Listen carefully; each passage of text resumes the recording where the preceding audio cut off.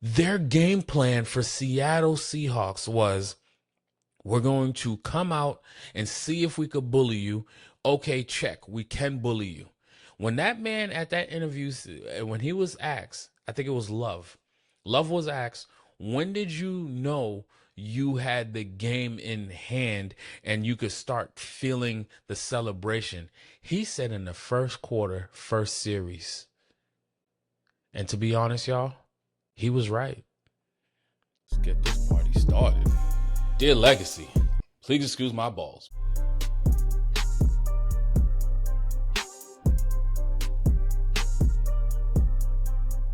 Welcome back. It's Please Excuse My Balls, brought to you by Dear Legacy Sports. It's your boy Kevin B. the Brand, and this is episode 12. What you thought? I was going to run away and not show up today? Listen, I'm from Boston. We double down. Even we ain't the Lulu, but we going to double down with our teams, man. You know, it was a bad day. It was a bad day. Sunday was a bad day to be a Boston fan. Knicks came to town and they beat us down 111-89. But low key, I was actually rooting for the Knicks because I was telling my wife, for some reason I've noticed throughout the years when two teams are playing on the same time, they tend to not win on the same day. A regular season game, I'm willing to toss that up because even if we lose, we still end up tied with the Knicks for overall record. I think they got a tiebreaker over us, and we get the third seed. Fine, we're halfway through that season, so I'm willing to sacrifice a game to make sure that the Patriots, when they play in the Super Bowl that evening, that's the victory that we want. Yeah, joke's on me. I caught a couple L's. And the crazy thing about it is the Knicks come in, it's a rivalry game, and they beat us 111-89. And to be honest, the score says one thing, but we threw the white flag up at one point in the game because we kept getting it into like 7-5-3, and then they would go on a run, and at some point you just felt like the game was just never going to happen. And Joe pulled his guys, and it was like, you know what, live to fight another day. It's cool, y'all got this one. But the Seahawks, Patriots got beat down 29-13, and that score is not indicative of what happened on that field. To be completely honest, I'm just happy that we did not get blanketed. We were not going to be the first team to not score in the Super Bowl. But the score was very deceiving. One thing we're not going to do is we're not going to be sorry for ourselves. That's for sure. When you look at it and you sit back and you think, you wake up that next morning and you just got to remind yourself, we're the city of champions. You can't deny what it is. You're the city of champions. Your days of woe is me, your days of never winning is behind you. We know how to win. We expect to win. Are we delusional? No. But let's not forget, 40 championships. Only one city has more championships than we do, and that's New York. They got 54 championships in total. But let's be fair, they got 54 with 10 pro sports teams. We got 40 with 4. I'ma just let that marinate. While y'all letting that marinate, while y'all sitting there laughing at us, just remember, your city might only have 4. If you're even lucky. There's only a select few teams. When you're talking about NFL, tied at the top for most championships. NBA, tied at the top for most championships. Major League Baseball, we're in there. NHL, we're in there. But don't doubt yourself. You can laugh now. But for some reason, we began the last laugh up here in Boston. We the real city of champions. Shout out to Seattle for doing what they had to do. They had the game. We'll talk about that later. You go let that marinate. Go ask yourself or go Google how many championships does your city all time have before you start laughing. Before I start hearing about, oh, the Patriots are have the record for the most losses in Super Bowls. In order to get that record, we had to get there. When was the last time your team was there? Has your team even been there? Has your team even won? So the only people that could really point their finger and say that they did, Giants beat us, Philly beat us, Seattle beat us. Nobody else could say they beat the Patriots, Chicago Bears, the Packers in '96. That's it right there. The rest of y'all, just keep enjoying, thinking we're gonna wallow, thinking we're gonna quit, thinking we're gonna quiver in a corner somewhere. It ain't happening, bro. It's Boston. While you celebrate division banners, we look for championships. And the unfortunate part is there's nothing to celebrate up here. Great season, but we can't celebrate it. We don't rest on our laurels off of a loss. We don't look for moral victories. That's for y'all. Here in Boston, championships are bust. Let's get to the show. Let's jump right into the kickoff. We touched it a little bit, but little game happened this weekend. Super Bowl happened. Nothing to report back. The craziest thing to report on is the 49ers defensive lineman Keon White was a victim of a shooting after being shot in the ankle. He did have surgery. It was successful. The crazy thing about it, the case is still open. A lot of people was out there in San Francisco this weekend. So hopefully they'll be able to figure that out in a day and age where we all tech. When I saw that pop up across my screen, I was like, wait, what? What? But which and never. For the little game that happened on Sunday, it did set second most watched Super Bowl of all time. It peaked at 137.8 million according to NBC.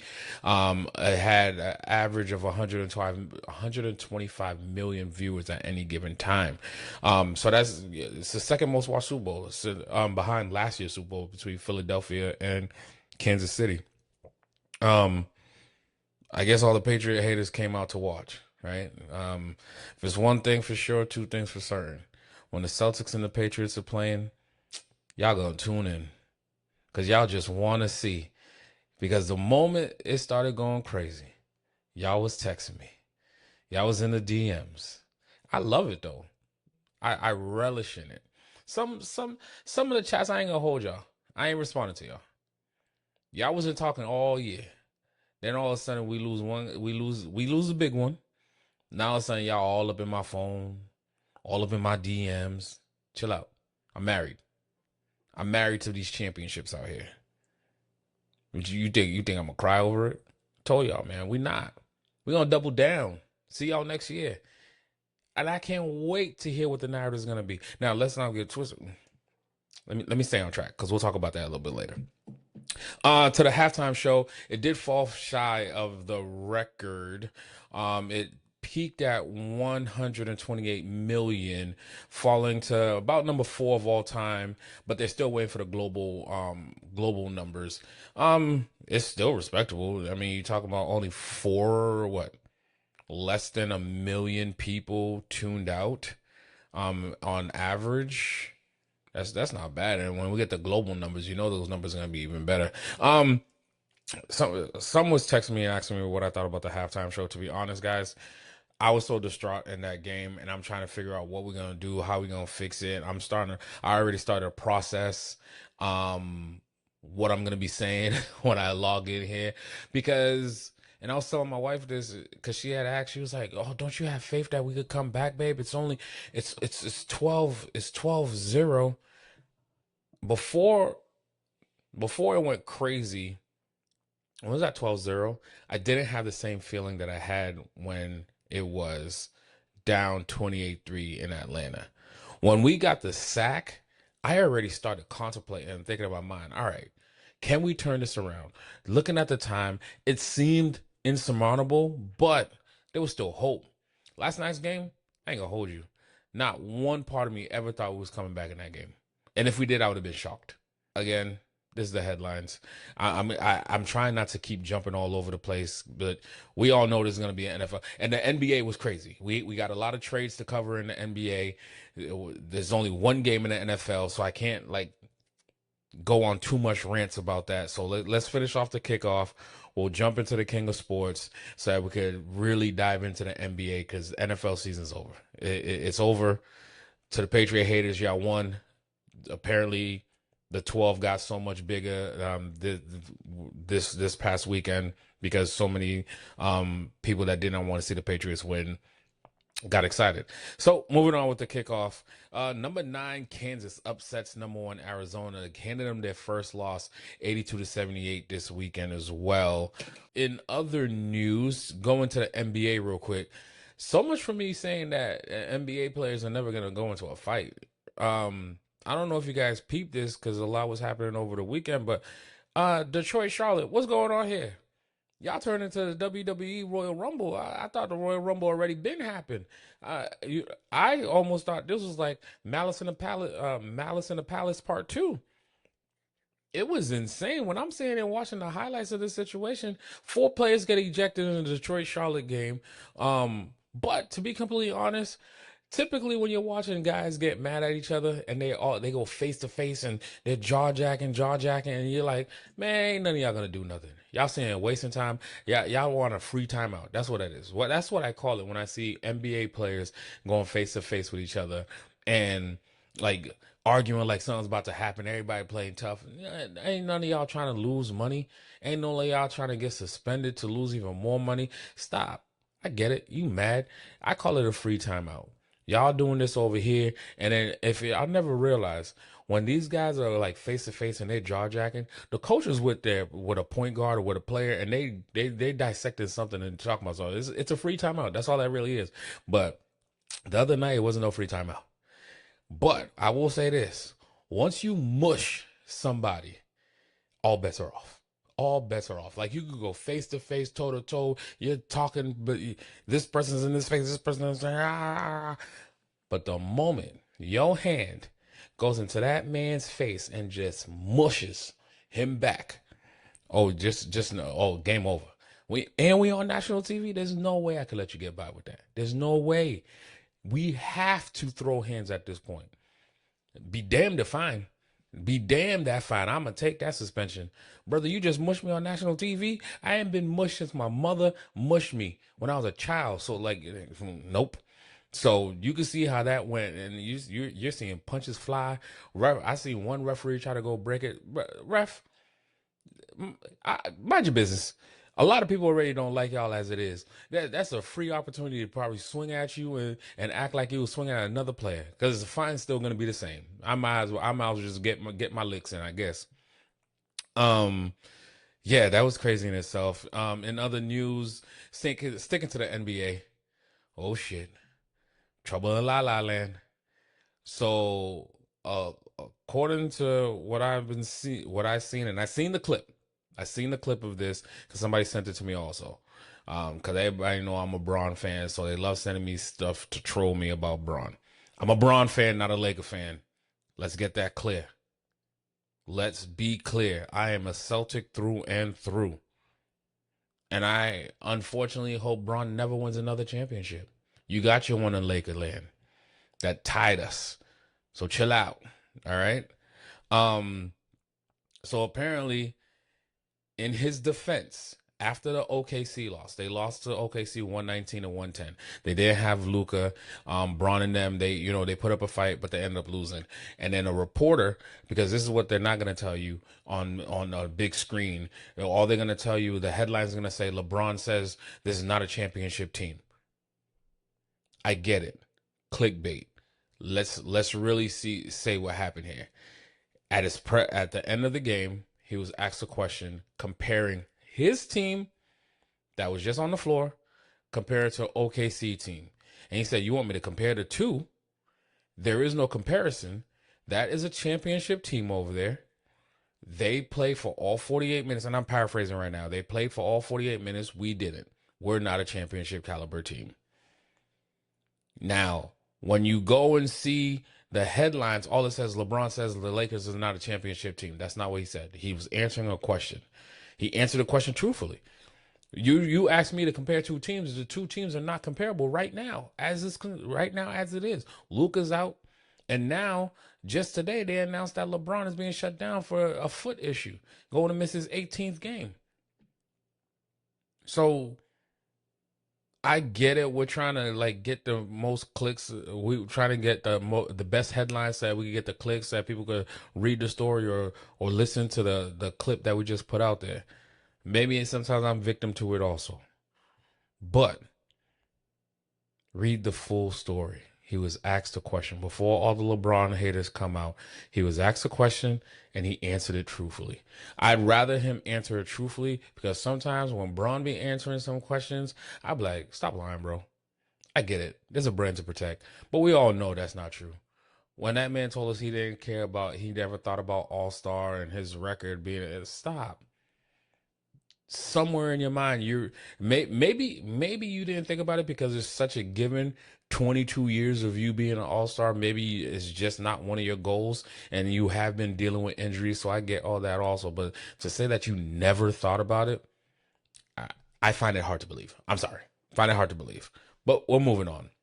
In Olympic news, to wrap up the kickoff, Lindsey Vonn, already on a torn ACL and trying to tough it out to compete in this year's Olympics in downhill sledding. One of the greatest Olympians out there. Last few times out, it hasn't been as good for Lindsey. She had a torn ACL. She decided to still compete in the Olympics, and when she went out, in her, I don't even know what they call it. When they're going down the hill? Is it a meet? Track is meet. I don't know what they call it. Guys, somebody drop in the comments if you know what it is that they are. I just know she's going real fast down the hill. All right. Up to 70, 80 miles per hour type stuff. Unfortunately, she did not finish that downhill that she did. After crashing, she had to get airlifted out of off the side of the mountain, and it has been reported that she did break her leg, unfortunately. To be honest, we talk about football being a violent sport. This thing is crazy to me. I'm not a big Winter Olympic person, but when I do catch some highlights, or if I'm changing channels, or if I'm waiting for golf or basketball or something to come on and it's still airing, right now, I have the Olympics on at night before I go down to sleep because it's on late because it's different time zones right now. That is highly crazy of a sport to be going that fast down the hill with gravity and all that good jazz. I wish her nothing but the best in her recovery. I'm assuming this was her last attempt at going for medaling in the Olympics this year. 4 years from now, she'll be a whole lot older. And a lot of injuries that she's trying to battle back from as well. So best of my prayers go out to you. Best of luck, speedy recovery to Lindsey Vonn. All right. Moment y'all been waiting for. I know some of y'all just tuned in just so you guys could, see what I'm gonna say about the Patriots and the Seahawks and the game that happened. Well, I'm gonna keep you waiting. All right. Let's jump, because the NFL honors happened before the game even happened, right? A lot of all the awards were given out for the end of season awards were given out. I like how the NFL does it sometimes. I don't like the voting. You all know how I feel about voting nowadays with the Hall of Fames, NFL. When it comes to the voting stuff, real quick rant. A lot of people tend to, let's stick to the facts and the criteria. Remove feelings. Remove fandom. right? And I think that's a lot of us. It is hard. It's hard as hell. Don't get it twisted. I am Boston through and through. Everything, win, lose, or draw, I am Boston.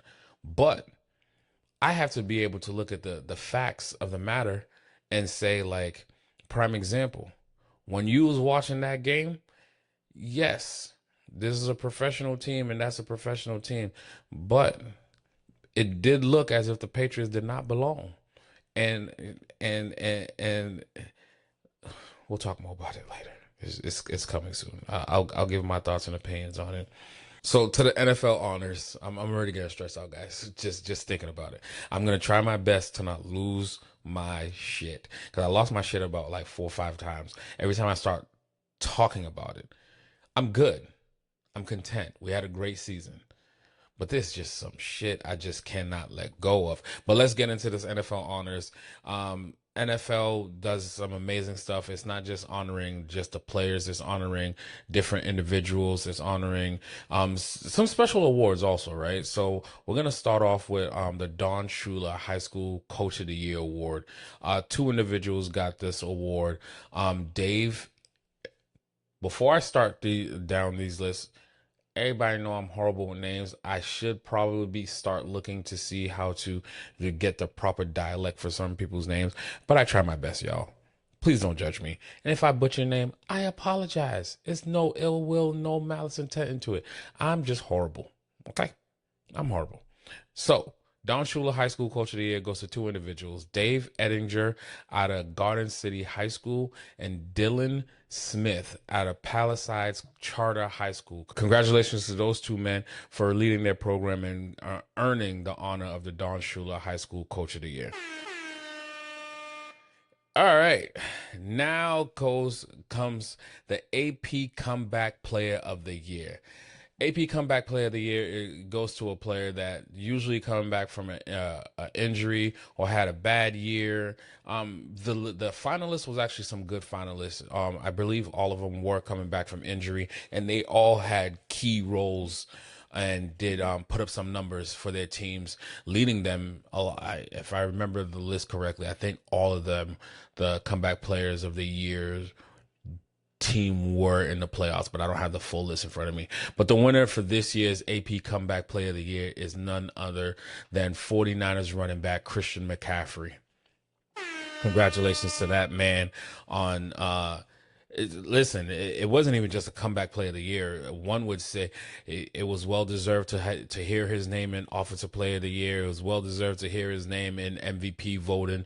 Me personally, I wouldn't. I had him at best number 3 if I was voting. If I had a voting power, because Christian McCaffrey and Kyle Shanahan, what they did this year with the San Francisco 49ers to get them in the position of being so depleted and still able to potentially be playing for a number 1 seed and potentially going deep into a playoff run, that's crazy in itself. So congratulations to Christian McCaffrey. The NFL Flag Player of the Year goes to 2 individuals, Bryson Wright and Ava Rotondi. Congratulations. And then comes the Walter Payton NFL Man of the Year. The Walter Payton NFL Man of the Year it's a pretty cool award. Each team puts up a player that is doing something great in their community and living to the Walter Payton standards. And this year's Walter Payton NFL Man of the Year goes to the Commanders linebacker, Bobby Wagner. Congratulations on winning the Walter Payton NFL Man of the Year. Another cool thing that the NFL does is the NFL Fan of the Year. This year, NFL Fan of the Year goes to Edward Callahan of the Philadelphia Eagles. When they brought him out there at the NFL Honors, we learned that this man has been rooting for the Philadelphia Eagles and a season ticket holder in the same seat for 70 years, y'all. I don't know if it's the same seat, but he's been a fan for 70 years, and he showed a stub on how long he's been at his seat, and that's wild in itself.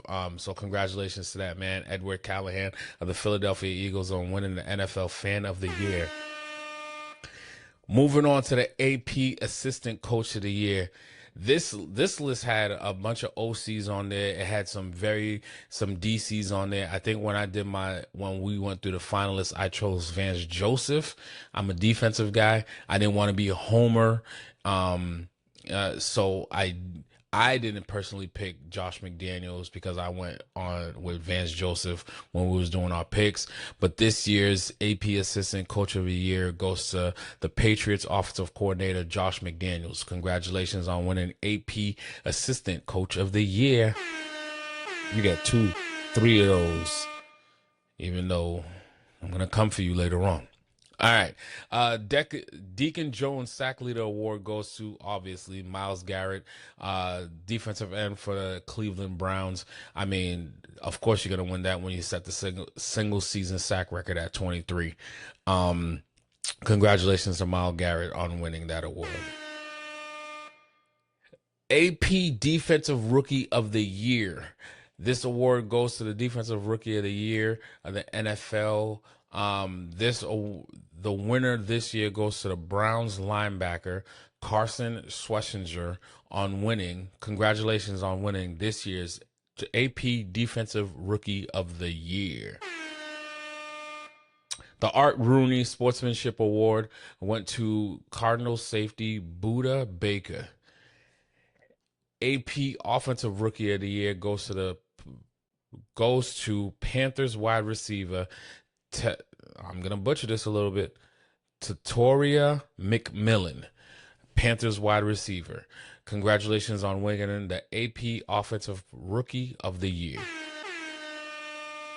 This is a pretty cool one that comes out, brought to you, presented by USAA. It's the Salute to Service Award, won by 49ers running back Christian McCaffrey. This is his foundation is very big on helping military veterans suffering from PTSD, depression, and all that. I forget the foundation is called 23 something, because the stat was that 1 in every 22 veteran commits suicide, which is a crazy number in itself. What he's doing with his foundation is very upstanding, and shout out to Christian McCaffrey on that one, winning the Salute to Service Award. Moving on to AP Coach of the Year Award. This one was a no-brainer. I picked this one as well. It had nothing to do with me being a homer. This year's AP Coach of the Year goes to the Patriots head coach Mike Vrabel. When you take a team that's in 2 years won 8 games total, and you come in and you change the culture around, and you take a team, schedule or not, you take a team and win 14 wins in a season, and then you go into the playoffs as a number 2 seed, and you go in there and you make it all the way to the Super Bowl. I mean, by the time they voted for this, they didn't know you was going to the Super Bowl, but you ended up at the number 2 seed. You ended up turning that whole culture upside down in the right direction, because it was upside down and you put it right back up, right? Shout out to Mike Vrabel, that whole coaching staff, the players that they brought in, well deserved, because he came in with a vision and they executed. He brought in the right players that's going to buy into the system. Though there's going to be people out there that's going to talk about we had the easiest schedule. Yes, the schedule was a little bit easier than most. Let's see what you do next year. Again, we'll talk about it a little bit more, but it's well-deserved what you did this year, turning a team around that won a total of 8 games in the past 2 years. So once again, congratulations to Mike Vrabel of the New England Patriots for winning the AP Coach of the Year award. Another one before we wrap up these awards, FedEx Air Ground Players of the Year goes to Drake May of the New England Patriots, quarterback, Christian McCaffrey, 49ers running back, and Jackson Smith-Njigba from the Seattle Seahawks, wide receiver. Congratulations to those 3 men for winning the FedEx Air and Ground Players of the Year. All right, let's get to the big ones, big ones. AP Defensive Player of the Year. Congratulations to Myles Garrett, Browns defensive end, for winning the AP Defensive Player of the Year. Well deserved. When you set a record that's been held for a few years now, it's well deserved that you should be topping certain lists. And the sack record ain't nothing easy to break. Now somebody got to come out there and try to get 23 and a half. Congratulations once again for Myles Garrett for winning Myles Garrett of the Cleveland Browns, defensive end, for winning the Defensive Player of the Year award. When you talk about the Defensive Player of the Year and somebody who's out here just grabbing sacks left and right, you tend to need somebody to protect you, because you have the players of the Myles Garretts of the world that's going to just wreck games day in and day out, whether they're on a good team or a bad team. They're going to come out there and produce all day. This year's Protector of the Year goes to Joe Thuney, guard of the Chicago Bears. Congratulations to that man. Speaking of the Chicago Bears, the next gen stat moment of the year goes to Caleb Williams, quarterback of the Bears, who threw a Hail Mary game-winning touchdown to DJ Moore versus the Green Bay Packers. This year, the AP Offensive Player of the Year goes to none other than the Seahawks wide receiver, Jackson Smith-Njigba. Congratulations to that man. Jackson Smith-Njigba, Seattle Seahawks wide receiver, for winning the AP Offensive Player of the Year. Well deserved. Like I told you guys before on past episodes, if not for Jackson Smith-Njigba, I don't make it to my fantasy league championships in 2 different rounds. For some reason, I was able to get him in 2 different leagues, and the points that this man put up, it was ridiculous. He's a human catch reel. I would say he snuck up on somebody, but he really didn't sneak up on somebody. He's been doing this since Ohio State. And he's one of the reasons why the Seattle Seahawks was able to get to where they got to this season. So congratulations to that man once again for winning AP Offensive Player of the Year. Seattle Seahawks wide receiver Jackson Smith-Njigba. The Pro Football Hall of Fame class came out this year. I'm sorry, Hall of Fame class. Listen, I stick by it, man. It's the Hall of Fame right now. You don't do what you do and then think that all's forgiven. But the people that are getting inducted this year for the class of 2026 is well deserved. It's no knock on them. I would hate to have been coming in this year with all the controversy that just came out with not letting Bill Belichick in, not letting Robert Kraft in. But these people earn their rights to get into the Pro Football Hall of Fame. This year's inductees 2026 draft class is Drew Brees, Larry Fitzgerald, Luke Kuechly, Adam Vinatieri, and Roger Craig. Congratulations to all these guys for getting in. But I do want to say this. Quick little rant. It's so funny how you don't let Bill Belichick in, you don't let Robert Kraft in. Claims about Spygate, Deflategate, whatever case may be, we all know it's because you're in your feelings. And I pointed out 2 individuals directly that was part of that I feel as though that are in their feelings and now have a voting right. You can never beat Bill Belichick. When you was there, Bill Polian and Tony Dungy with the Indianapolis Colts. Through those years of when we was dominating and just beating everybody left and right, you claim that Bill couldn't get in and Robert couldn't get in because of those situations, and you feel as though they needed to wait a while before they get in, but other Patriot players were able to get in with no issues. And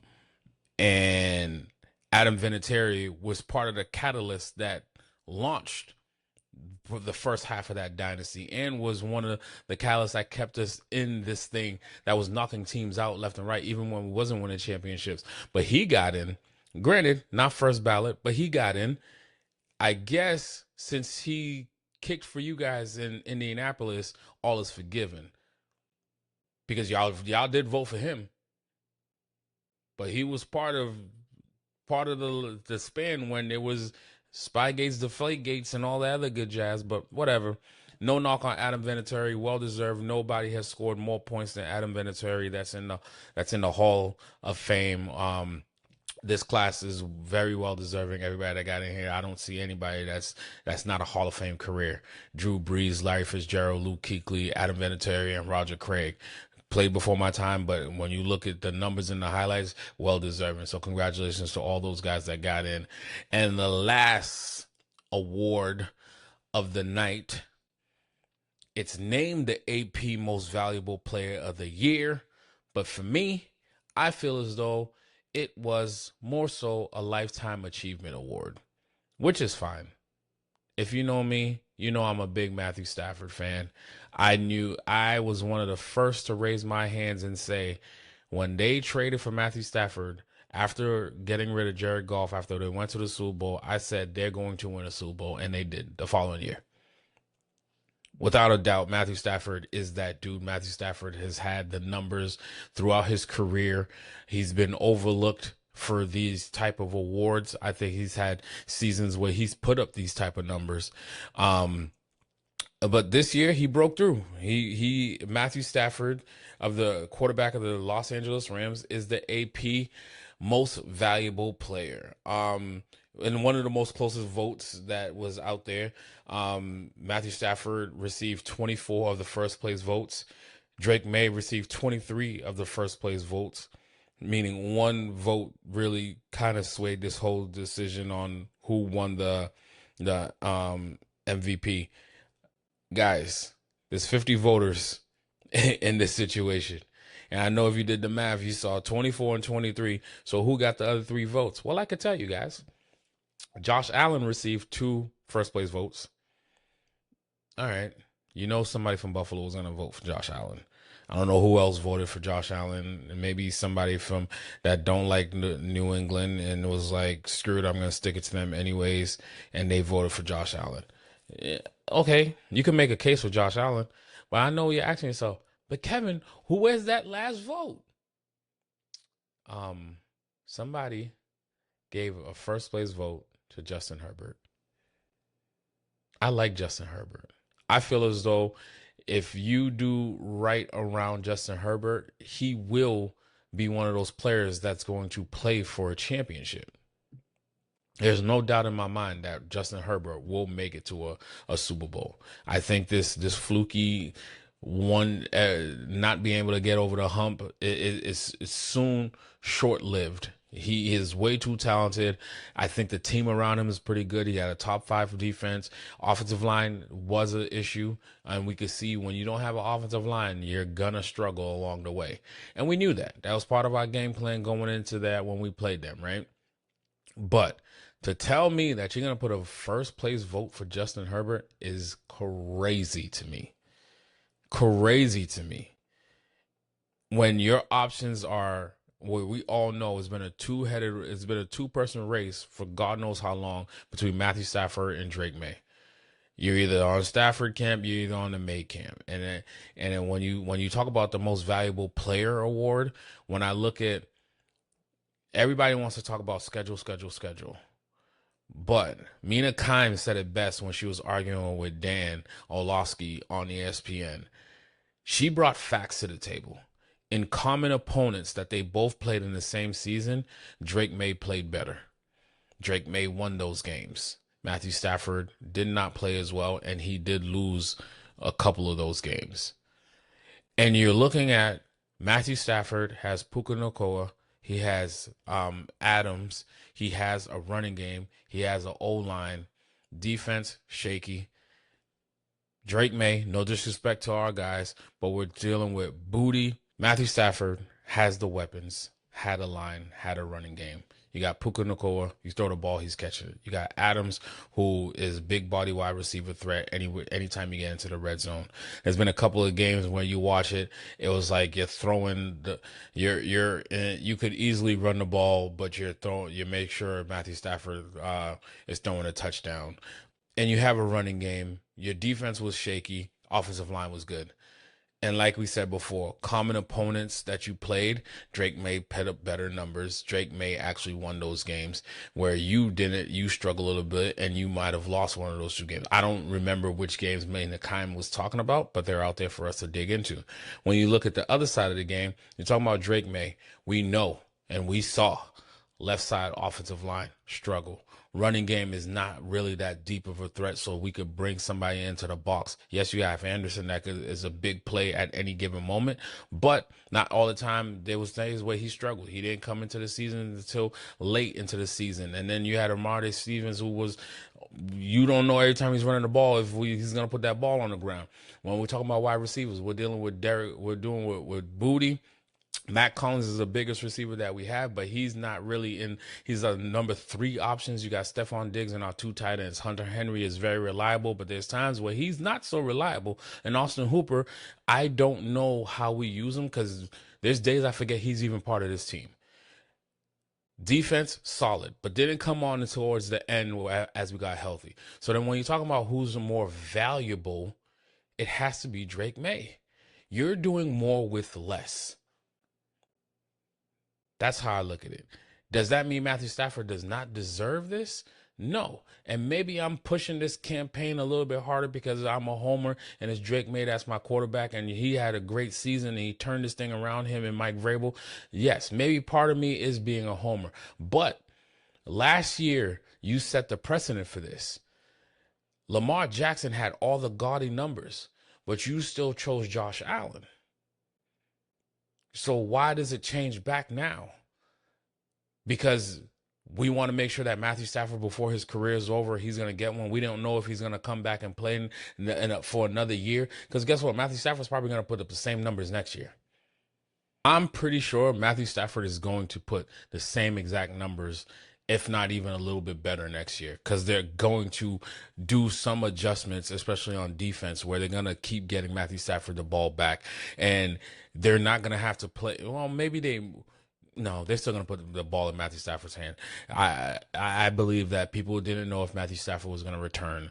I think they wanted to make sure that Matthew Stafford ended a career as the league MVP. And they're looking at the situation, well, Drake May is young. He'll get another shot at it. But just like the Super Bowl, you never know what's going to happen. Nothing is guaranteed.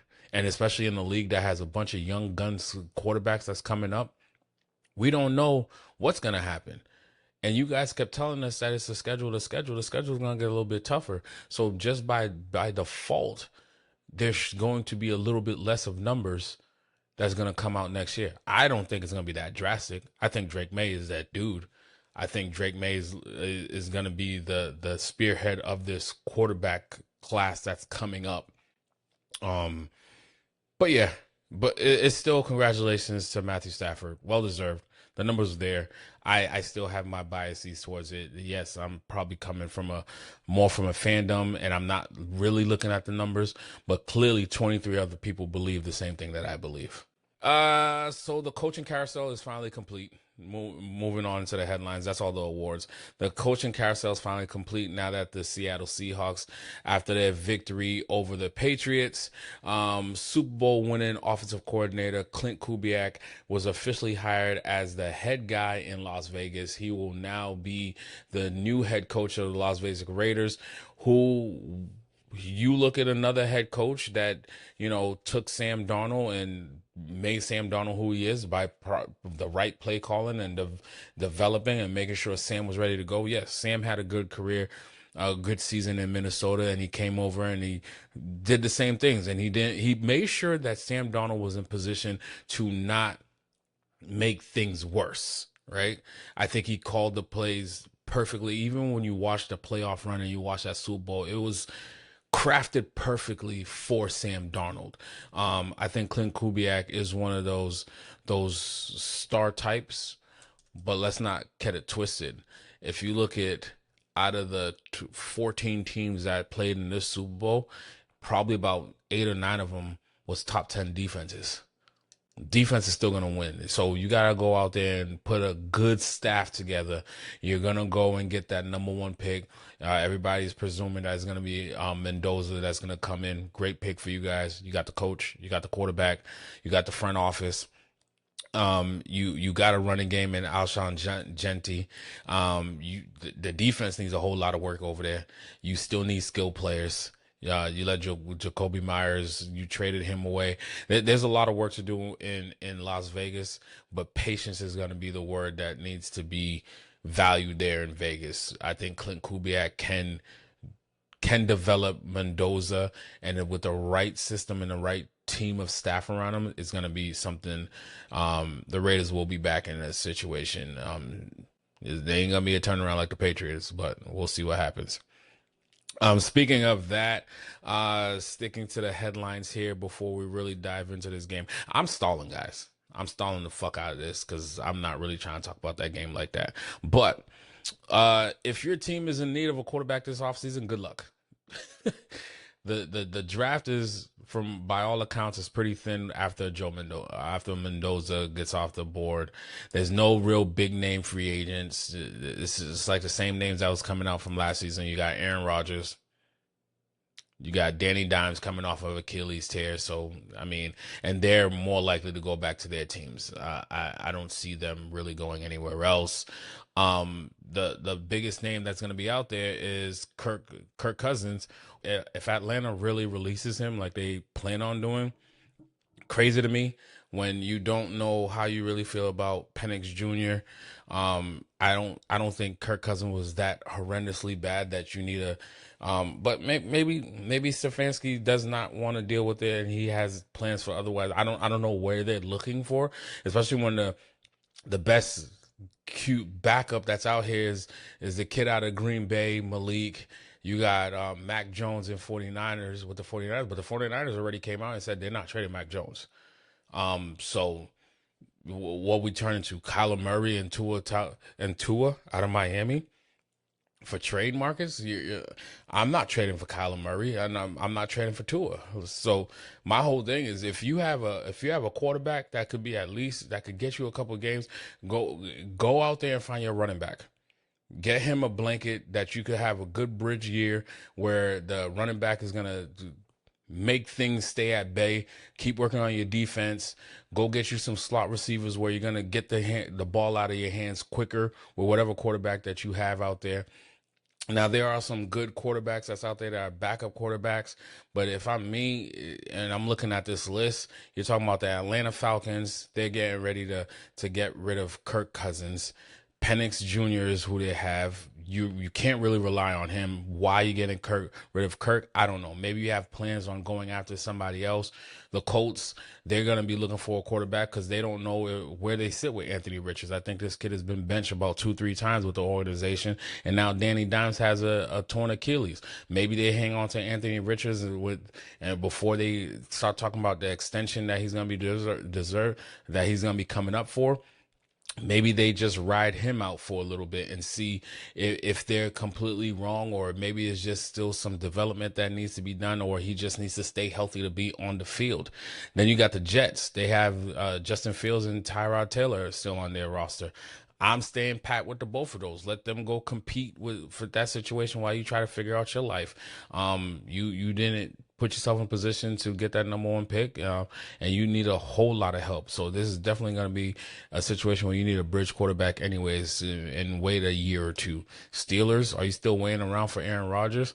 I think you need to come to the realization that you're in a rebuild and you're not going to be competitive. If the quicker you come to those terms, and by not be competitive, yes, you could put something out there where you could actually compete, where you could actually win a couple of games, but realize that you're probably a 5-6 win team where you're stealing a couple of games, right? While you build this thing out, it's going to take a few years. The Browns, you have about like three damn quarterbacks on there. Dylan Gabriel, Shador Sanders, Watson is still on your roster. I don't know what you're doing with that. I'm assuming that you wrote that off. That's just a loss at this point. So you really have Dylan Gabriel and Shador Sanders. I don't know which direction the new coach is going to be want to go in. He's a fan of Shador Sanders, according to what's coming out and what he has said out of his mouth.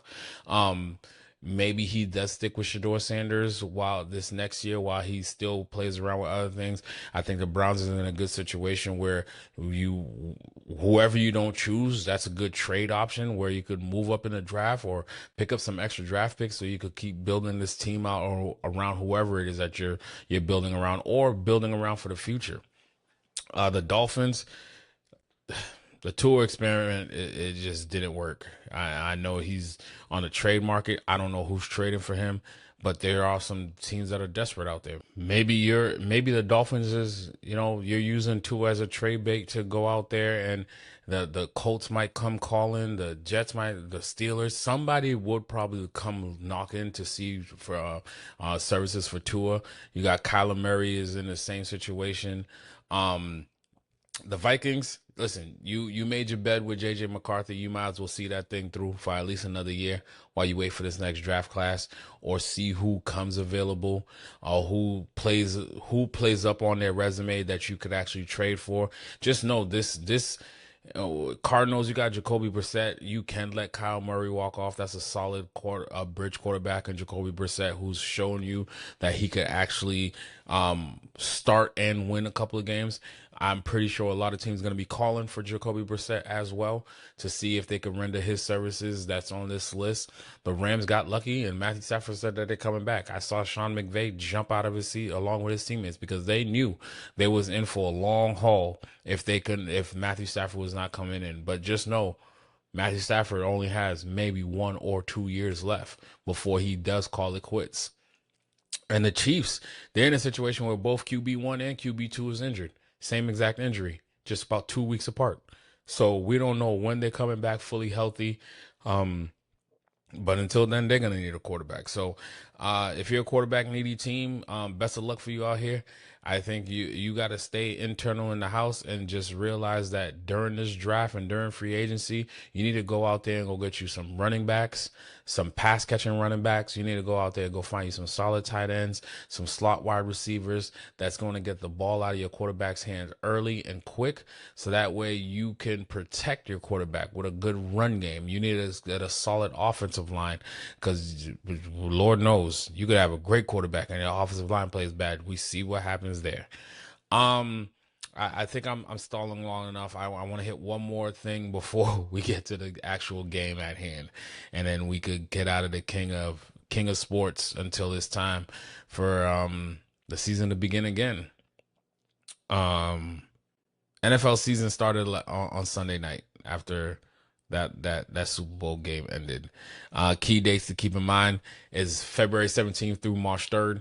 By 4 p.m. tags are due. So, the Pickens of the world, and you're the player that's in contract negotiations and you're trying to figure out, or you can't get them under, they placing franchise tags on you to while we figure it out rather than you try to walk out the door. February 23rd to March 2nd is the draft combine. This is where we're going to find out if we could see a potential 2 or 3 quarterbacks raise their stock during the draft combine. Some running backs, some players at key positions. See if the offensive lineman, tackle, left side, guard, somebody help. We need you. Show us what you got at this combine for the New England Patriots. March is all about the free agents, and you got March 29th to April 2nd is going to be the annual meetings, the NFL annual meetings. April 6th is when teams with new head coaches, which is damn near a third of the league, gets to start their offseason programs. And then April 23rd to April 25th, that's when kids' lives change, the NFL draft. And then from May through June is rookie camps and OTAs, mandatory mini camps, and around mid to late July, that's when training camps open, and we're right back at it. But we're going to be with you guys along the way, because this is the part of the NFL that I love. I love this part of the season. It's great watching the games, but putting the team together by the draft, by free agents and signing, tagging. This is where you see this is where you start to see who's going to be contenders and pretenders. And then eventually somewhere in there, we get the actual release of the schedule. So as we put these things together, and then you start seeing, okay, this is what the schedules are. Like, we already know the Patriots is going to have a hard schedule coming up this upcoming season. We have a lot of road games. I think we have 9 road games. Out of the 9 road games, we're playing about 7 of them were in the playoffs. And we're going to Chicago. We're going to Detroit. It's going to be a good season. I hope and pray that we're able to keep those people that were downing us about Oh, it was the schedule to schedule. Okay, we went 14-3 on this schedule, and I haven't really dove deep into this upcoming schedule only because the simple fact is I don't know what these teams are gonna look like. I don't know what we're gonna look like, and then it depends on when are we playing certain teams. Is it late in the season, early in the season? Because those dictate. Because like when I picked when I picked this upcoming season, I had the Patriots at 11-12 1 season, but that's because I knew, okay, this is the roster.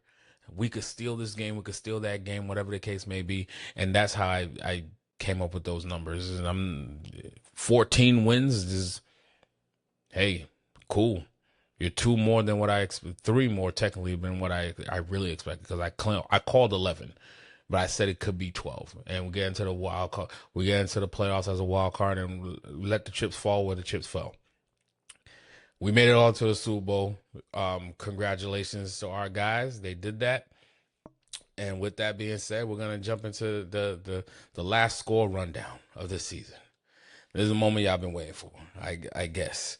You want to see me talk about how we got our asses handed to us. Super Bowl happened on Sunday, guys. We all know this. Seattle Seahawks, first and foremost, congratulations. Y'all earned that victory. I could honestly say, in our 6 Super Bowl losses that we have, 85 against Chicago, the Chicago Bears, they mollywopped us. They were that team. There's no ifs, ands about it. 96, we lost to the Packers. A young Brett Favre that was slinging it all over the place. Cool, we lost that one. Then you got the 2 losses to the Giants.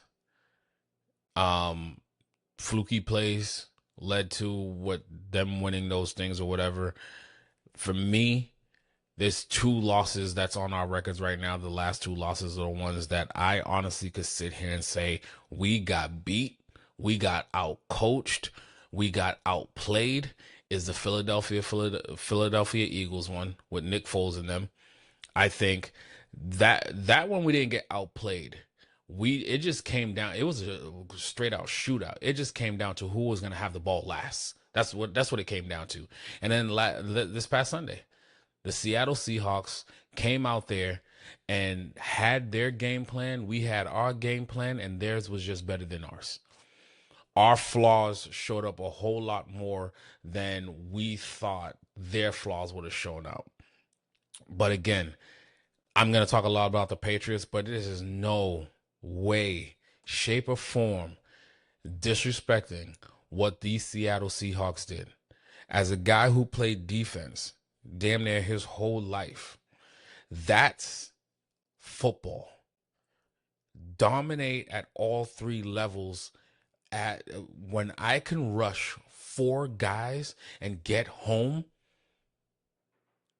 pressures, sacks, fumbles, and I don't have to bring nobody in the box, and then I know where your weaknesses are. I'm going to slide over to that weakness. And in the moment you adjust to that slide that I just did, I'm bringing the most timely blitz off from the other side where you're not even going to see Witherspoon. Witherspoon had, I want to say about 4, maybe 5 rush blitzes. I think he connected on like 3 or 4 of them. Their game plan for Seattle Seahawks was, we're going to come out and see if we could bully you. Okay, check. We can bully you. When that man at that interview, when he was asked, I think it was Love was asked, when did you know you had the game in hand and you could start feeling the celebration? He said in the first quarter, first series. And to be honest, y'all, he was right. I was explaining to my wife, like, there's something about it. When your defense, when I know that I got you, we're going to the sideline like, yo, coach, everything we talked about, it worked. It worked. We could do this. And even if they tried to adjust this, we still got plan B. Because 9 times out of 10, we got about 3 different game plans solid that we're ready to go. Hey, if they do this, we're going to go to this. Once they start figuring that out, we're going to go to that. And by halftime, now we're coming out with a whole different ball game by what we just saw at the first half. Those guys knew at the first series. Everything they went over, they're going to be able to do it. And they're going to keep riding that thing until they needed to adjust for it. The Seattle Seahawks defense dominated that game. And let's not disrespect the offense neither. We went into the game plan saying we're going to take JSN out. JSN, I think, was thrown to about 6 times and he caught 2 targets. And he was dealing with some type of injury also. So he was off the field for a good amount of snaps. But let's be honest. They believed in Sam Darnold. That whole organization rallied around their quarterback to the point where I need y'all to see me when I'm saying this. I am somebody who made fun of Sam Darnold when he played for the Jets. Obviously, right? Because you play for the rival New York City. You play for the Jets. You're in our division. And we thrived on how foolish we made the Jets look when Sam Darnold played here. And I really thought that, Sam Darnold was going to be another quarterback from USC that was going to be a bust. And we all remember, because it's been talked about to nauseum at this point, about how he was seeing ghosts. When he came to that sideline and the cameras picked up of him saying, I'm seeing ghosts out there. He became a laughing stock, right? To the point where the Jets gave up on him. Shipped him off to Carolina. Carolina, that's in a bad situation. That's not the Carolina that was just in the playoffs this past season. Well, barely got into the playoffs this past season. We're talking about Carolina that was a laughingstock already in itself, and then you get thrown into that situation, and then you get casted off from that one. End up in 49ers. And under Kyle Shanahan, you start to see there's a different Sam Darnold in the right situation and the right organization. This was the number 3 pick of that draft class, right?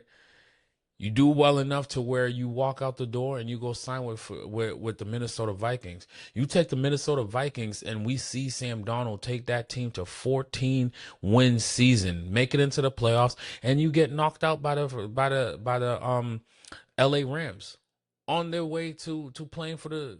Is that the year they won the Super Bowl? No, it wasn't the year. They didn't win last year. You lose to the LA Rams with Matthew Stafford and all them. And the Vikings then tell you, thank you for your services. You're no longer needed. We're going to go with the young kid, J.J. McCarthy. Now, granted, J.J. McCarthy coming out of college, he was supposed to be that dude. He just was injured. And now he's no longer injured. We're gonna go with this guy. We're going to focus on him and develop him.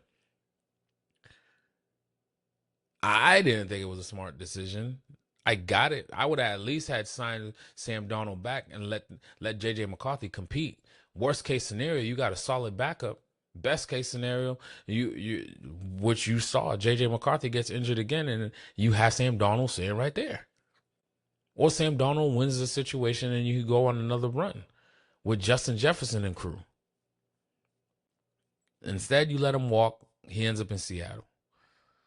Seattle pushes for him also. Shout out to the organization for seeing what a lot of us did not want to see. Yeah, he had a good season in Minnesota, but there's plenty of stories where somebody has like some type of redemption arc and they have that good season where they put. You guys are saying about my Patriots right now. My Patriots, you're saying it's a schedule. For Sam Darnold, it was, he had a good season because of what was around him. But when you replicate that, and then you end up playing in the Super Bowl, you end up with the number 1 seed. 2 seasons in a row, you win 14 games. That's not a fluke. That's you being in the right situation at the right time. The Jets and the Panthers, they weren't the right situation for you.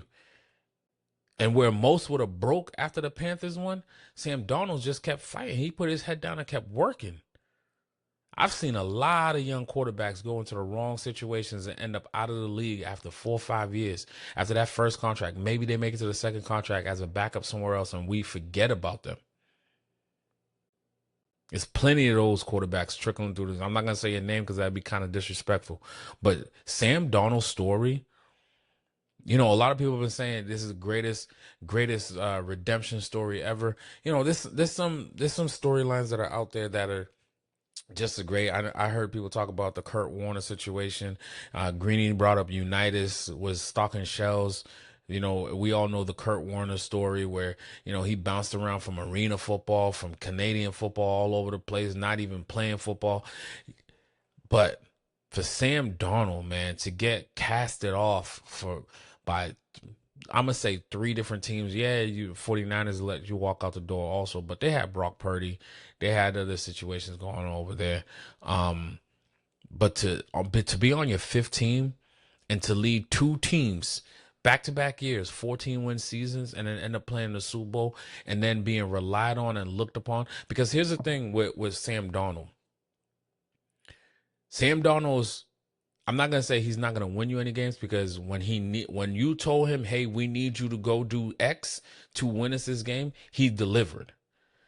But what was most importantly in this playoff run, Sam Darnold led the league in turnovers during the regular season. Still got them to a 14-win season. Granted, he had that defense also that's gonna get him the ball back quick, fast, in a hurry. That dark side defense is the truth. You know, they're gonna struggle a little bit trying to keep it all together. But you go into the playoffs and have 0 turnovers. That's impressive. There was times where our defense would have Sam Darnold dead to rights. And for some reason, Sam Darnold makes sure that he puts himself and his team in a position to where he's going to not just take the sack, but let me just slide left. Let me just shimmy this DN off of me. Like these guys have him dead to rights, and he uses his legs. He ain't no mobile quarterback like Drake May was, but he was making sure that he was doing what needs to be done for his team. And by not taking any sacks, by not throwing any interceptions, because that was our game plan. That was literally our game plan. We're going to hold you to field goals. We're not going to put the ball at risk. We're going to keep flipping the field with you. What we didn't realize is how great your freaking punter is, and it keeps pinning us down inside the 10-yard line every time he punted the ball. That's a story for a different time. But it's like we was waiting for Sam Darnold to give us the ball. We was waiting for Sam Darnold. I think we sacked Sam Darnold once, maybe twice. No, I think we got 3. But he never turned the ball over, and that's the difference of the game. Our quarterback turned it over twice, and they never turned it over. That's the difference in the game. You take let's not get it twisted. You take those 2 touchdowns off the board or off of our mistakes, we still lose 15-13. But if it is 15-13 and Sam Darnold's the one that makes that mistake and we get that last minute field goal, win the Super Bowl 16-15, no touchdown Super Bowl, it's I have all these notes here about the rants that I want to go on about the Patriots, but I'm not even going to do it rant wise because I feel as though it's going to take away from what Seattle did. And Seattle came in with a game plan that just was better than ours. Ours was a good, solid thought process. I wish. Here's my thing. Going into this offseason, talking about leading into the playoffs and what we need to focus on in this offseason as the New England Patriots, we just need to focus on our offensive line. I mean, Vrabes already came out and said they're sticking with Will Campbell. They're not moving him into guard. They're not moving him center. He's not moving him anywhere. But my question that I had when I was watching this playoff run, and especially during the Super Bowl, because nobody ever wants to bench a young player. You don't want to break their confidence. You don't want to break their psyche and all that other good jazz. But when it's a Super Bowl, be damned with your psyche. Be damned with your confidence. Go get your sports psychologist. That's why those guys get those type of money, right? But then I sit there and think about it, and I remember texting my brother about this from any sports lab. I was like, bro, how bad are our backups that we're not even going to try to bring somebody else in? because we see it all day. It's the moment you go one-on-one, they're coming in. 14 pressures off of the left side that led to the fumble and led to the interception. I think when the fumble happened, they shifted the line over towards Will Campbell to help, and Witherspoon, I believe it was Witherspoon, 21 comes off of the blitz, and that's when the fumble happens, and Seven grabs. Well, it's not even a fumble. It was counted as an interception because the ball popped up, and he just grabs it out of the air and run back for technically a pick six. So here's my thing with Vraves. Vraves already said that they're sticking with Will Campbell. That's fine. I just think because we have to keep in mind this is a rookie. It Vrabes is with these people more than I am. He knows his team better than I do. Obviously, as a fan, it was hard to see and watch, especially when we saw that it was so blatantly obvious that during this playoff run, we just happened to get out of some of these games. Next year is going to be even more difficult, but we're hoping that, like most, to lose in the fashion that we lost in the Super Bowl, to know that you was part of the problem. I'm not saying you was the only problem, because Drake, you need to know when to get rid of that ball also. You need to learn to use your legs a little bit quicker, because you are mobile enough to where you could move. When you started using your legs, oh my God. We just need to focus on the offensive line and bring in some play, because obviously our backups are not good backups, because we never even wanted to see what it would look like. Especially when we're talking about the Super Bowl, man. I'm taking that risk and breaking your psyche in the Super Bowl and seeing what else I could do. Another thing that I'm gonna critique on when it comes to the Patriots is Josh McDaniels. AP Assistant Coach of the Year, Offensive Guru, Wizard, Genius. You have answers for the answers. McDonald made you look foolish. It's almost as if like you went in there and y'all had your game plan, but you never really wanted to adjust from it. I know the direction comes from Vrabes, but at the same time, there was one play you came in and lined up heavy, which is somebody, again, never coached at your level, never played at your level. Y'all see things, y'all have $1 million equipment that's gonna break down film way better. I got highlights, and I gotta wait for NFL Network to rerun some certain games, where I go to YouTube and catch some clips of games. That's how I'm seeing little tendencies, or what ESPN people or NFL Network people break down for me to see, right? But what I do know is when you have a dominant defense like that that's just sending four, cool. I'm gonna line up heavy and I'm gonna go to my run game, because now I'm gonna force you to come into the box. And the moment you start bringing people into the box, that's when I'm gonna go to my short passing game. Get that ball out of Drake Man's hand for like 5-6 yards at a time. Dink and dunk offense. Josh, you've done it before with Tom. This is stuff that drove me crazy watching this, because I really thought at some point we was gonna switch it up, and you did, and we gained 12 yards, and then we never went back to it. That's the part that was so baffling to me. It was like, are we trying to lose this? Because I know our game plan was sitting there waiting to see if Sam Darnold was going to give us the ball, but clearly Sam Darnold's not giving us the ball. Our defense is doing their job. But we all saw that video when that turnover happened, and everybody on that line, and this, let's not get it twisted. The video showed one thing. That's just defeatist in the moment. That's not giving up on Drake and the offense. That is the most together team I've ever seen in a long time. They ride for Drake. They ride for one or the other. And they honestly believe that Stephon Diggs speech where, like, I like us, we're all we got and we're all we need. They believe that through and through. But they were defeated, bro. And it's like, Josh, Vrabes, what are we doing, man? At some point, try something. It's the Super Bowl. And the defense was doing everything that they could. They was bending and never breaking. They held them to 9 points going to the halftime. They come out and hold them again after you do a 3 and out. You get the ball first, you get a 3 and out, and then they give up another field goal, making it 12-0. You're still in the game. But the sad part is I never felt like you was really in the game because you was never going to switch it up. I felt it all the way back here in Boston, watching the game. I was like, this ain't the Atlanta situation. I posted it.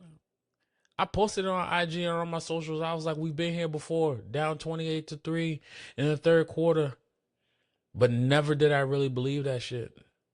I posted it at halftime because at halftime it was 9-0. Then it came out, it was 12. You did a 3 and out, it was 12-0. I think at that point, I'm starting to feel like I don't think this is going to happen for us. And then I believe that's when the fumble situation, fumble/interception happens. They score. And then we finally get Matt Collins involved in the game. And then even when we scored a touchdown, I was excited. I was more so excited that we're not going to end up shut out. It had nothing to do with us about winning the game. I just didn't want to get shut out. At this point, I was just playing for pride.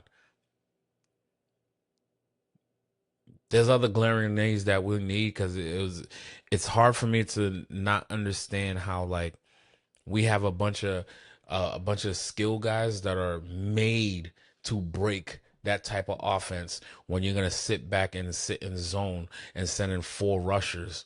But nobody was there. And maybe it's part 2. Drake's holding on the ball too long, but we've been preaching for him to protect the ball. But he knows that, let's get it twisted, he's gonna love his guys, but he knows his 2 guys. When all game, your hand is picking me up off the ground. Will Campbell, Wilson, you 2. This is all I kept seeing all night. Right here. Let me pick you up, Drake. Let me pick you up, Drake. It's cool. How about you just block for me, man? And for some reason, we can never set the edge. For a team that is coached by Vrabes that preaches set the edge and flow it back in. That's what we taught this. I teach my Pop Warner kids this. My outside guys, don't let them outside. Force them back inside. Because once you go back inside, there's going to be somebody waiting for you right there. For some reason, and I knew we just wanted to take out JSN, and we probably didn't realize Kenneth Walker was going to do what Kenneth Walker was going to do. That was a clinic, boy. To see him, I want to grab clips of Kenneth Walker just so I could show Caden how it is to be patient in the backfield. Because I be trying to tell him, you're fast, I get it, but you got to wait for sometimes for the thing to develop for you to see where it's going. Use your vision. My man was literally walking up to the line, bouncing 10, 15 yards, 10, 15 yards, 8, 7 yards. Sam Darnold, dink and dunk. Sam Darnold, I'm going to escape out of this. Again, I'm not gonna harp too much about what the Patriots need to do. It was an amazing season. I'm not mad at it. I'm impressed on what we did. We took advantage of the situation. For those that want to say it's a schedule that led us here, okay, we took advantage of it. There's been other people that had the similar schedules and they couldn't do nothing with it. We're talking about a first year head coach in our organization, a second year quarterback with a new OC, new players all around them, and you did this. You took advantage of your situation. So how do I not look at the upside? I could be mad about offensive line, but that's a rookie. That's 2 rookies on the left side. That's only going to get stronger, faster, and mentally better. They've seen it now. Live action in the NFL, not college anymore. This is NFL players you're playing.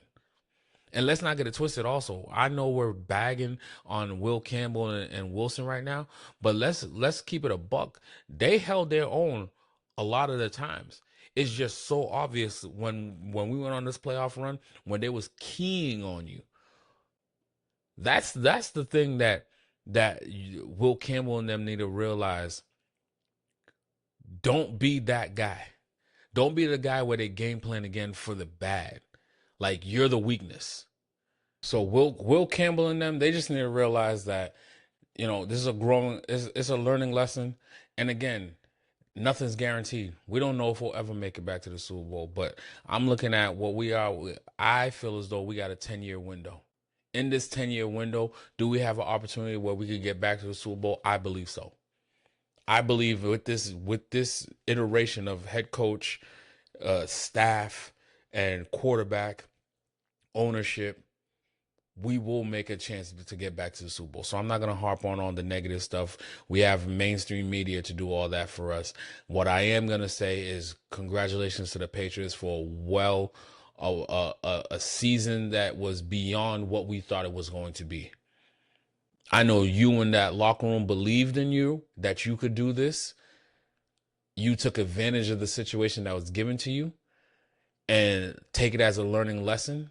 To my young guys that are there, the rookies that played over 1,000 snaps throughout the season, to Drake May's second year, to Vraves as the first year as the head guy there, Josh. I know this ain't your first time as an OC, but to know when are we gonna switch it up, how are we gonna do these things, know where our weaknesses and our deficiencies is, and most importantly, guys, let's not play it safe no more. This is Super Bowl. We can't play safe no more, man, and rely on somebody else to give us the game. Let's go take it. With that being said, that's how the season ended.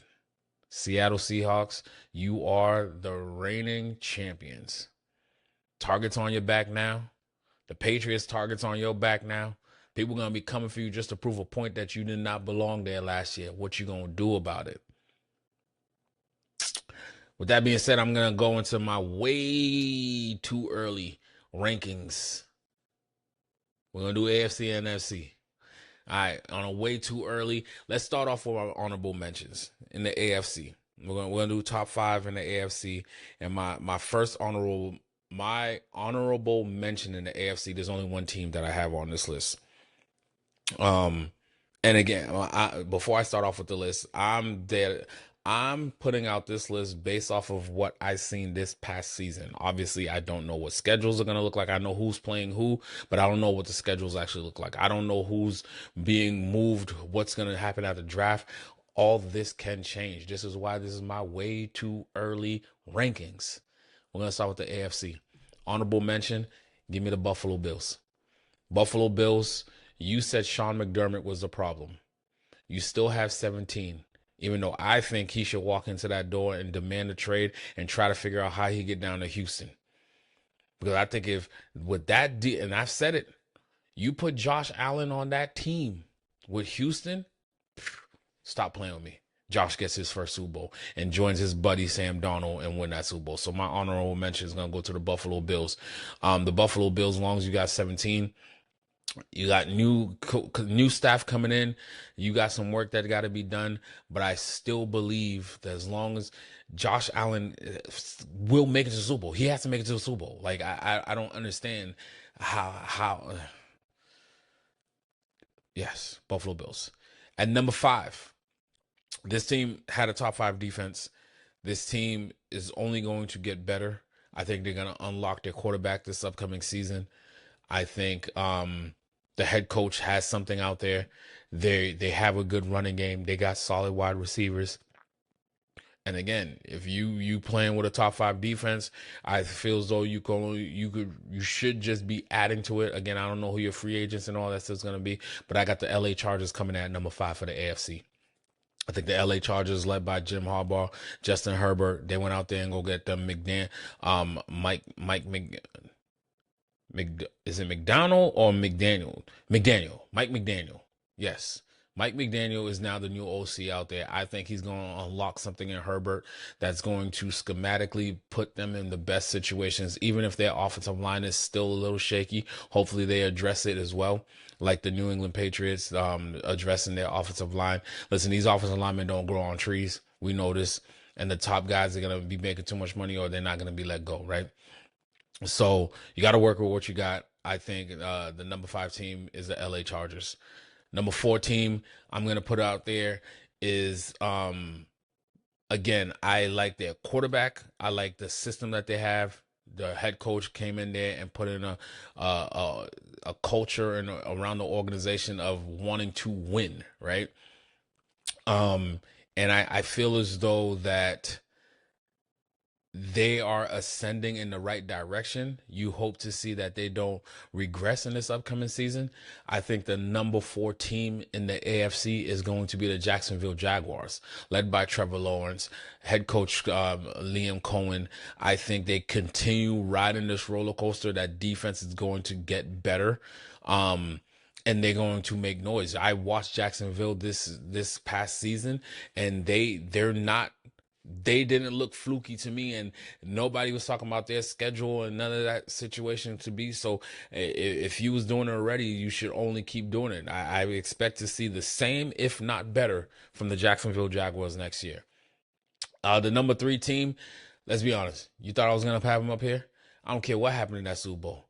I'm not going to put you at number 1 just because you won the AFC, because yes, schedule did play a part. Yes, I saw the offensive line deficiencies. Yes, Drake May still has some development to do. Yes, we have a great coach and a staff out here, but at the same time, I just watched you play it too safe to the point where you lost a Super Bowl game, where you never wanted to make them type of adjustments that you wanted to do, but you're going into year 2.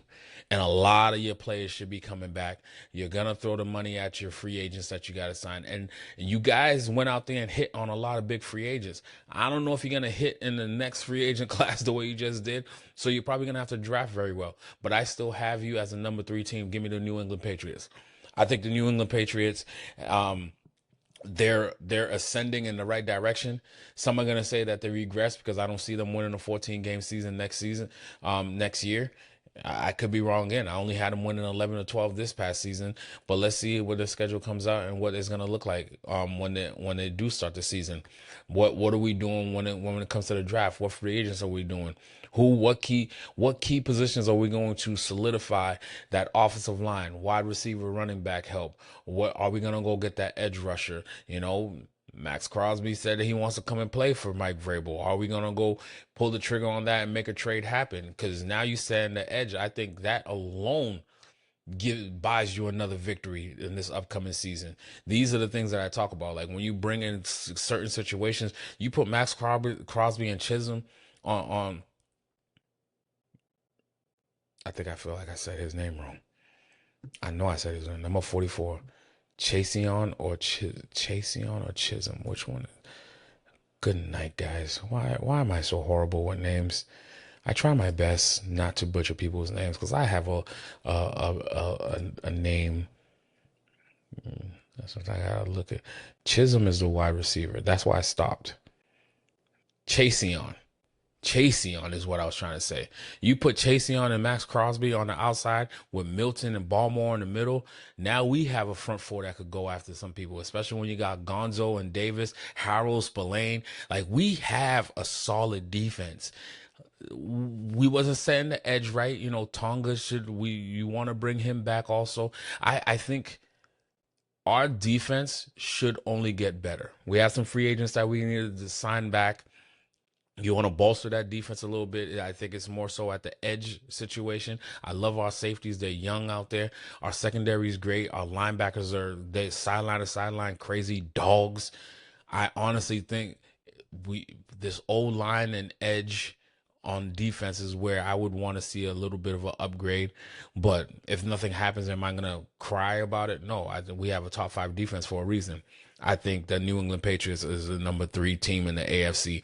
Moving along with this one, when you set a season sack record as a team at 68, and you play in a stadium where that in itself is like adding 3 players on the field at the same time playing inside Mile High, I feel as though you deserve this. You was the number 1 seed, and had it not been an injury to your starting quarterback and a blizzard come through, you might have been playing in the Super Bowl. I think the Denver Broncos is the number 2 team in the AFC next season on my rankings right now. My way too early rankings have the Denver Broncos as the number 2 seed in the AFC. I think they're bringing back their entire coaching staff. Nobody has left to go get a head coaching position. Bo Nix will come back. It was a broken bone in the ankle. He had the surgery. Maybe he misses the first couple of weeks of the season, but Stidham, you said you believe in Stiddy in the city. You just need him for a couple of weeks. And I think when you think about the Denver Broncos, I feel as though in a different situation, if Bo Nix doesn't get hurt and that blizzard comes through, that you guys are playing for a Super Bowl instead of the New England Patriots. But my New England Patriots took advantage of all situations that was given to us, and we did what we needed to do. And on to my number one team of the AFC of my way too early rankings, I'm definitely going with the Houston Texans. I think the Houston Texans is what I seen with Seattle. If it had been them versus now, it probably would have been the same situation where when we played against them, where you're just waiting for CJ Stroud to just keep throwing you the ball, and eventually he is going to just give you the ball. I think the Houston Texans, you hope that CJ Stroud figures this thing out and y'all could make it run. I think you're the best team in the AFC right now, outside of my New England Patriots, of course. That defense is ridiculous. You're literally a quarterback away. And you get this thing done, and you're playing for a Super Bowl. So that's my top 5 rankings of the AFC. My honorable mention being the Buffalo Bills. My number 5 team is the LA Chargers. My number 4 team is the Jacksonville Jaguars. My number 3 team is the New England Patriots. And number 2, I have the Denver Broncos. And topping that, number 1 is the Houston Texans. And that's my AFC picks. Moving on to the NFC. NFC was a little bit more difficult for me to try to figure out, to be completely honest. The NFC has not necessarily more difficult. I just think when I'm looking through it, I'm like, all right, who's going to be those teams based off of what I know right now? Based off of what I know right now, I have 2 teams in my honorable mention. The 2 teams that I'm going to put out here for the honorable mentions, no particular order or who's who, or whatever. I'm going with the Chicago Bears. I like what Ben Johnson got going on out there. I like the ascension of Caleb Williams. It's only going to get better. That defense plays just enough. They need to know how to take away the ball a little bit better, as opposed to just, they don't go take it. It just falls into their laps, like most turnovers. But I feel as though they tweak that defense with the Caleb Williams still ascending. They have a running game. They have wide receivers. They have the tight end. They have the head coach. Chicago Bears is a team to watch out for. I just don't think that they top the 5 teams that I picked. Another honorable mention is going to be the Philadelphia Eagles. I think the Philadelphia Eagles, whatever was going on this past year, was just a weird year. I think Jalen Hurts is still the quarterback for them. I think their head coach is still a head coach for them. There's some dysfunction that happens on the sidelines, whatever the case may be. It happens at all levels, right? But we're not playing on national TV every weekend for those to see, right? So it becomes more glaring. And what I don't know what happens with AJ Brown. There's rumors and talks of him being traded this offseason. And some teams want him, some teams don't want him. I think he's talented enough where you want to go after him. But I did see a couple plays this year where it looked like he just gave up and did not care. During where old AJ Brown that's going after it, don't miss some of those. Let me not talk about that man like that. Philadelphia Eagles is in my honorable mentions. Let's move on to my top 5 teams. My top 5 teams starting at number 5. I think you get Micah Parsons back, you're definitely staying on this list. I got the Green Bay Packers at number 5.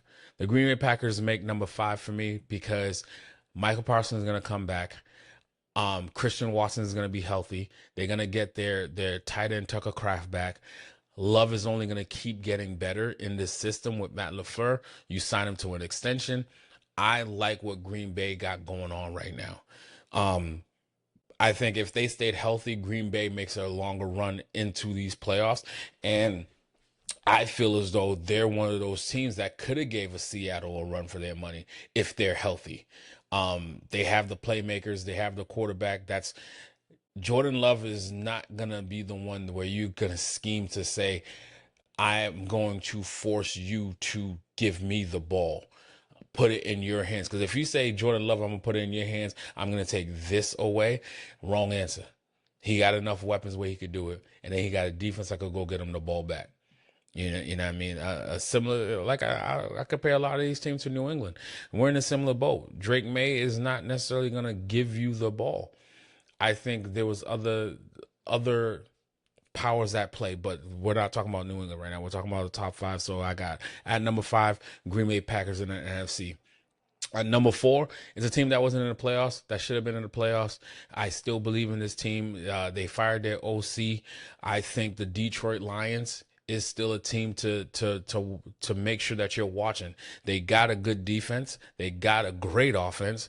Yes, led by Jared Goff. Some will say that that's a deficient. I don't think so. I think Jared Goff fits that, what they're trying to do. And they got Amon-Ra St. Brown. They got a running game. They got tight ends. They got defense. They got the head coach. I think this was just a down year for them. I don't believe that they're going to have multiple years back to back. And you're talking about some of the games, the offense looked a little bit clunky, and they got rid of the OC and they're bringing somebody else new in.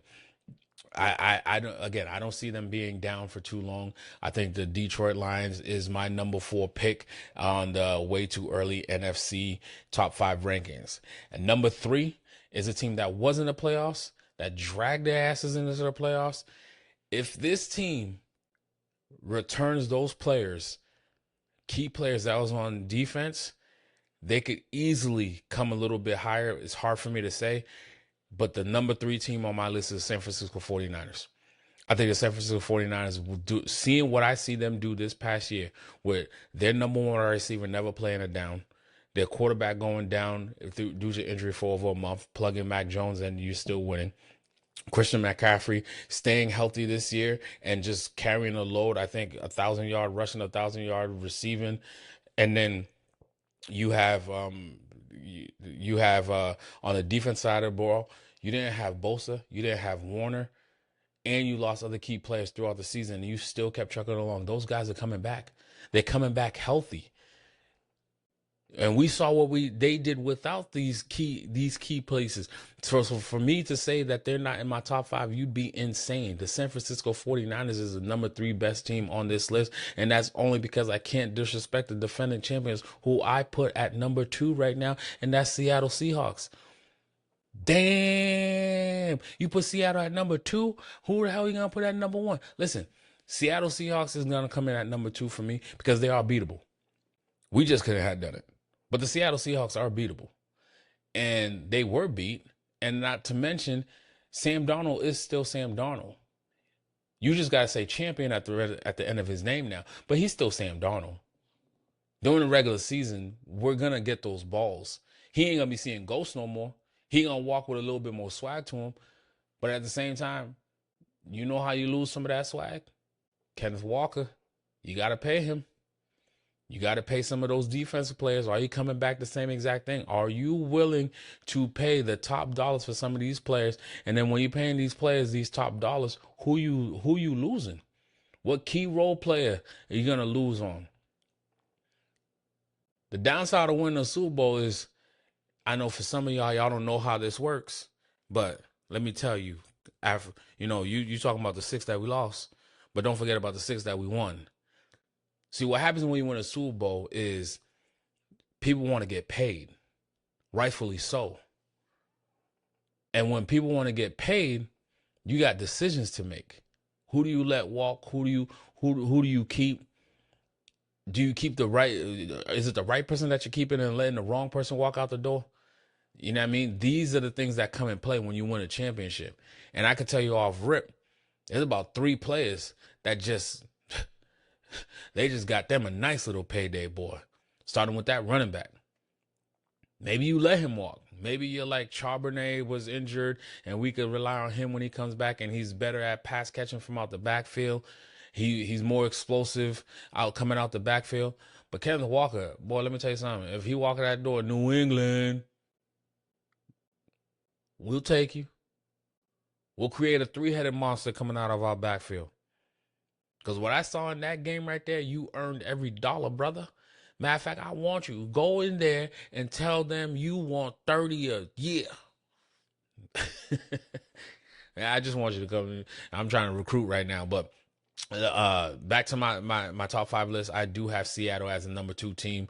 As dominant as they are, I don't know how they're coming back return. Yeah, you're the defending champions. But I like Sam Darnold. I love the story. I think he did great for you guys, but he is still Sam Darnold, like I said.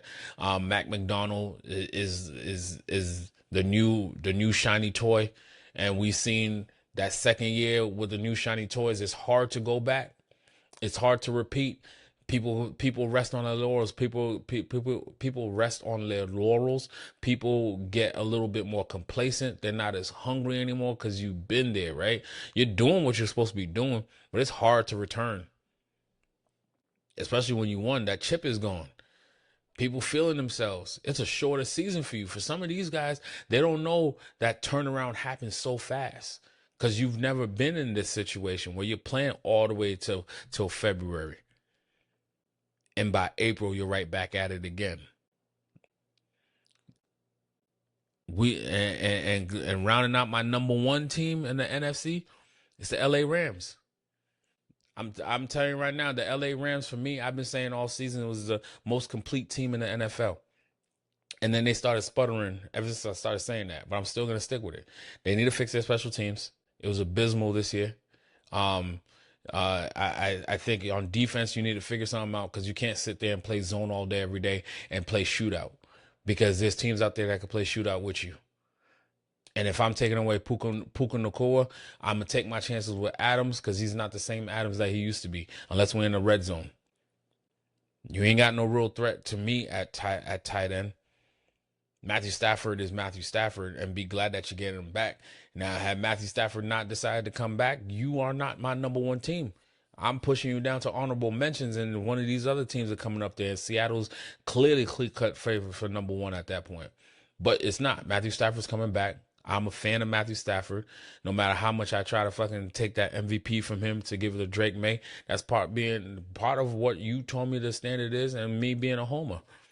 But let's not get it twisted. LA Rams is the most complete team that I see in the NFC. And that's why they're my number 1 team of my way too early top 5 rankings of the NFC. Again, let's run through it. My honorable mentions was the Chicago Bears and the Philadelphia Eagles. At number 5, I got the Green Bay Packers. At number 4, I got the Detroit Lions. At number 3, I got the San Francisco 49ers. At number 2, I got the Seattle Seahawks. At number 1, I got the LA Rams. And I don't know if you noticed, I am a fan of the NFC West. The top 3 teams are in one division. Somebody got to take it, and 2 of them is going to play for a wild card. That's what it's going to come down to. I think that division is still going to be just as brutal next season. I think they're going to send all 3 teams to the playoffs next season. I would not be surprised if, I'm picking the LA Rams right now, but I could easily see San Francisco 49ers be that number 1 team halfway through the season and just cruising so long as they stay healthy. With what they have coming back, with Kyle Shanahan leading the way. Now, granted, they lost Robert Saleh on the defensive side of the ball, but if I remember correctly, the person that they brought in to play their DC, I love that pick too. It's almost like they're not going to miss anything. They're just going to keep going. So San Francisco 49ers could easily climb up this list, and we'll see how it is. I'm excited to see that division play.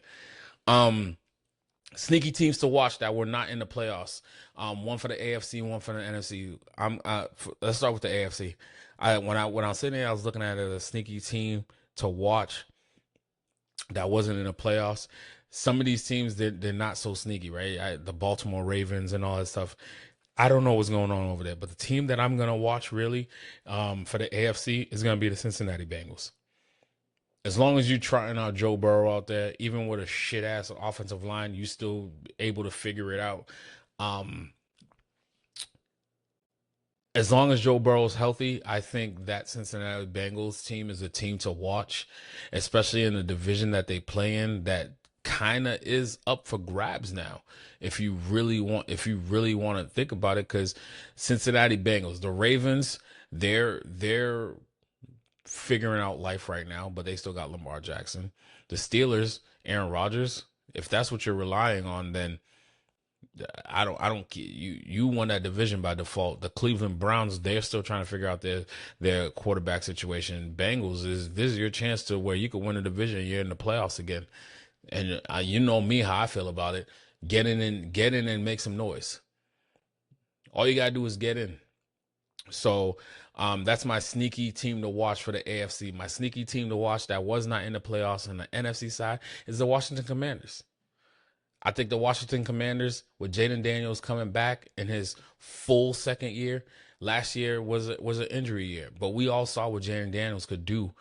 And they have a solid defense out there led by Bobby Wagner. They're only going to get better under Dan Quinn. I think last year injury played a lot or why they were not in the conversation. But you're talking about in an NFC team, where you at right now? Washington Commanders. You play in the NFC least. The Giants are going to be better. They got Jackson Dart. Scatterboo will be coming back. The Philadelphia Eagles, who won the division. We don't know what they're going to be when they come back, but it's still Jalen Hurts and them over there. The Cowboys are the Cowboys. You can't get excited about them. I like Dak Prescott, but it seems like they're going to franchise tag George Pickens. If they can't figure that situation out, they need help on DC. They just brought in a young, fresh-faced DC to lead that charge. So we'll see what happens. I like the Washington Commanders. They're my pick of a sneaky team to watch in the NFC side. Again, this is all stuff way too early, guys. It's all way too early. We're gonna see what happens now that the season officially begins, where people are gonna start, franchise tagging people, where they're going to start looking at free agents. They're filling the holes, who they're signing, not signing. Draft process is coming up, And with all that being said, let me give you my way too early Super Bowl pick. My way too early Super Bowl pick to play in the Super Bowl. The Houston Texans will play the LA Rams at SoFi on ESPN next season. That's my way too early pick for the Super Bowls. Who's going to play in it? I think the Houston Texans with that defense and CJ Stroud taking better care of the football makes it through out of the AFC in that gauntlet of defenses and that gauntlet of young quarterbacks that are mobile and could throw. In the LA Rams, I feel as though you make it out of that NFC West division, it's up for grabs for anybody. I could easily have said San Francisco in there. I'm not disrespecting the defending champs, but I like San Francisco and LA a whole lot better. The only reason why Seattle's higher than San Francisco right now is I'm a prisoner of the moment. I watched that defense. I saw what they did to my team.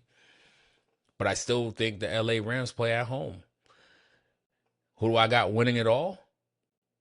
I think the Texans play spoiler to the Rams, sending Matthew Stafford into retirement on a loss in the Super Bowl at home. You ain't even got to travel, young fella. You're already home. And the Houston Texans win their first Super Bowl. That's my way too early picks. And that is how we're going to end the NFL season. It was a great season. Even better for me, but it was definitely a great season. We saw a lot of teams with young quarterbacks, with first or second year head coaches that are changing things around. I think the NFL's only going to get better when so many teams are competing. There's only 14 that can make it, but a lot of them are competing now. We have a lot of good teams. When I'm sitting here and I'm looking at the AFC alone, you're talking about 2, 3, 4, maybe 5, 6, 7, maybe 8, 9, 10, call it 12, because we don't know what's going on with the Chiefs. But let's call it 12. And don't get it twisted. Joe Mendoza is the type of player that comes to the Raiders. Next thing you know, they're competing for some weird reason. They got a running back. If they could hit right in a draft, why can't they ascend faster than we expected? The Patriots did it. They ascended way too fast 14-win season, playing in the Super Bowl. They did the things the right way, but they changed the culture first. But you're talking about 12 to 13 teams in the AFC alone that are going to be competitive for 7 slots. Yeek! That means almost half of you that are playoff-ready teams are not going to play in the playoffs. That's what football's about. Every week is going to matter. I can't wait for next season. I can't wait. I mostly can't wait just so my Patriots could prove the doubters wrong. We're probably not winning 14 games. But if we come out with an 11 or 12 win season of what you think is a harder schedule, then what you going to say then? Jason Tatum, like, what they going to say now? NFC side, 1, 2, 3, 4, 5, 6. That division's horrible. So somebody got to win it. 7, 8, 9, 10. 10 teams, 7 slots. The NFL, that's 23 out of there. How many teams that is? 32 teams? Come on now. That's a great league right there. On that note, I'm gonna take a quick pause with you guys. We're gonna split this up into 2. We covered a lot in the NFL and opening up the show. I'm not gonna make this too long of an episode for you guys. We're gonna break this down into 2 parts. When you come back, we're gonna jump real quick into Beyond the Lines. Got one little headline in Campus Legends, and then we're gonna go right into the NBA talk. A lot of trades happen. We're gonna walk through these trades. I'm not giving grades on trades. I'm not that type of person because we don't know what's gonna fit with what, and then we ain't really see what's happening on the open market neither, right? So come on, go ahead, go take a quick break. If you're in the car, pause it for now. Or flip right over if you're still stuck in traffic. And then let's talk some NBA in a little bit, all right? Till then, it's your boy Kevin B. The Brand. And this is Please Excuse My Balls, episode 12.